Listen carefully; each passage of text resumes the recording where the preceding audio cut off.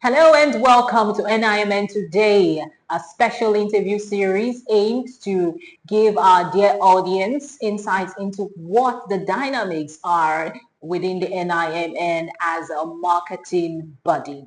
Indeed, we just elected the first female president of NIMN, a remarkable feat for women in marketing. Today, we have with us the former registrar of NIMN, who also was the first female registrar of the institute.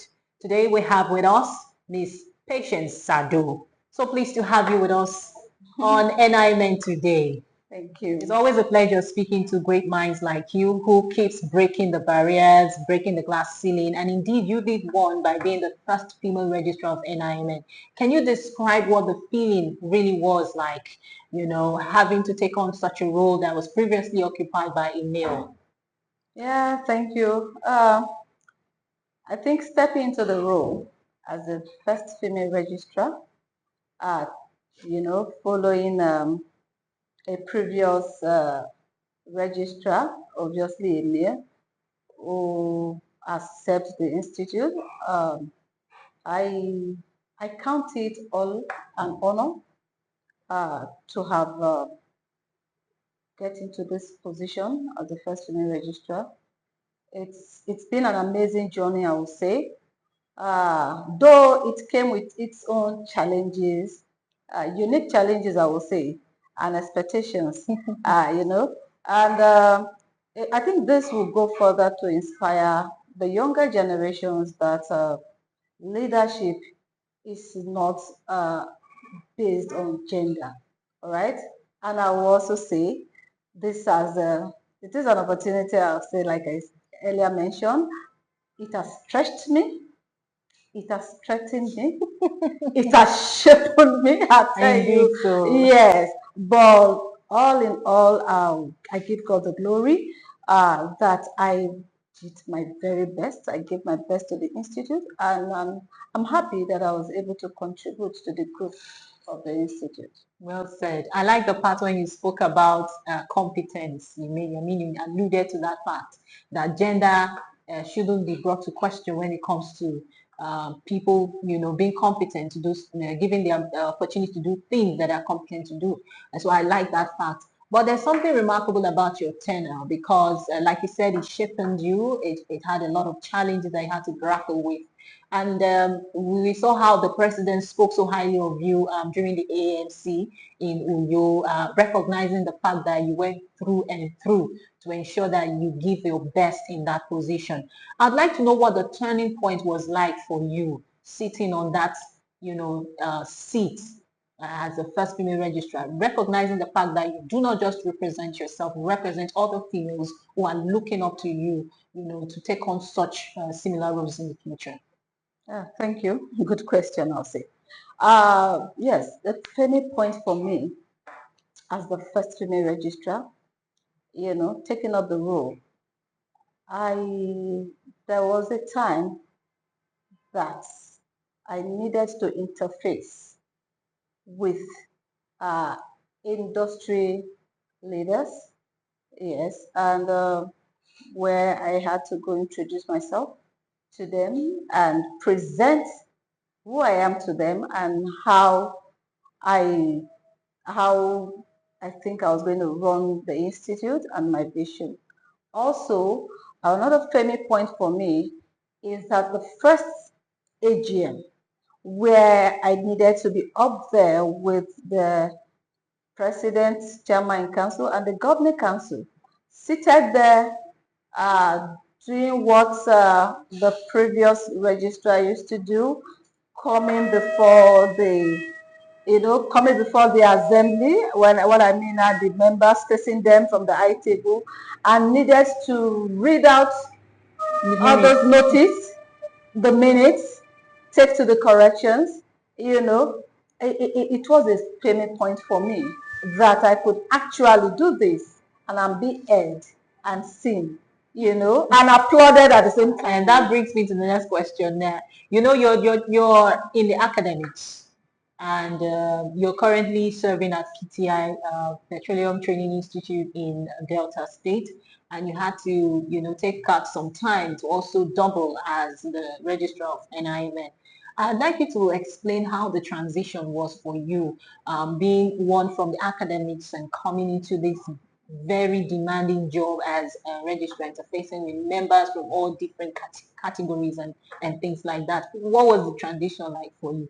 The shift and all that. Like I mentioned earlier when we started that, it's been challenging.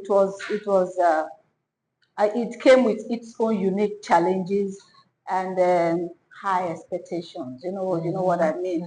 Yes. Initially, when I was called upon to take up this role, honestly, I didn't know it was this demanding.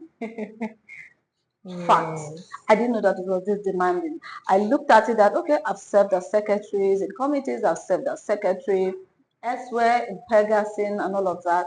So I just said, okay, I'll just bring those experience to the table and voila, I'm gone. Yeah, I'm done. Yeah. But getting into the groove, it was a different ballgame. Okay? Because I now see the difference. And remember, I was still on my job because I did this on part-time basis. Yes. So I was still handling my job out there.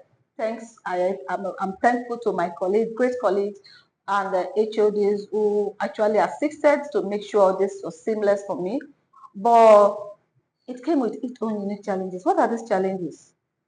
Interfacing with organizations, interfacing with different institutions across the country, where we will need to visit. I give it to some of the committee members, for example, the Examination Education and Accreditation Committee. That was the committee I belonged to anyway before I came in as the registrar, with the chairman and all of that. It was something huge for me. Okay, that I could go and talk to VCs of schools, institutions, HODs, marketing departments and all of that. Then come back down to facing organization, coming from the academia, this is the industry. And there's always the question about bridging the gap between the industry when it comes to marketing now, bridging the gap between the industry and the academia. So me coming from the academia to take up this role, doing all these administrative assignments and roles, you know what I mean, interfacing with organizations, going to see captains of industries, where you need to interface with them and have conversations. And this conversation, they must be engaging, otherwise you will just be displaced at the time. So it was really, really interesting, I would say. Challenging though, but it was really interesting. And even at events, like I mentioned, our AGM, our annual marketing conference, where we need to go up there during inductions especially, where I will need to recite, where I will need to present these inductees before the president and the governing council for induction. So all those were part of the things that really, really formed me and shaped me into who I am today. Yeah. So what would you say are your biggest win as the registrar of NIMN? The biggest wins, if there are several. Yes, or the biggest win or wins, as the case may be, yes. Yeah. I would say a first membership drive. We're able to do a lot of membership drive. Though teamwork, but I was able to lead some of these outings, some of these engagements to make sure we have more members into the institute, of course, and also reviving our membership. For some have been dormant, some have been inactive, but we'll try to brace up to see that how we encourage our people to come back and be active in the institute. And yeah, I think that is one of the major achievements. And also, I would say I've still work under the leadership of President Idorini Enang. We're able to interface with organizations where we had to do collaborations. Some of these collaborations were with ARCON, within the Lagos Business School, and also with the CIM UK. So it's been an amazing journey. Those were some of the achievements, but I would say my biggest was the membership drive. Clearly seen. You spoke about the immediate past president, Mr. Ayenang, and you served closely with him in helping to achieve the vision for the institute. Is there anything you would like to say regarding your work with him and how all of that translated to the NIMN we have today? Yeah, I would say the president, I must give it to him. He did a good job. A lot of transformation was seen today.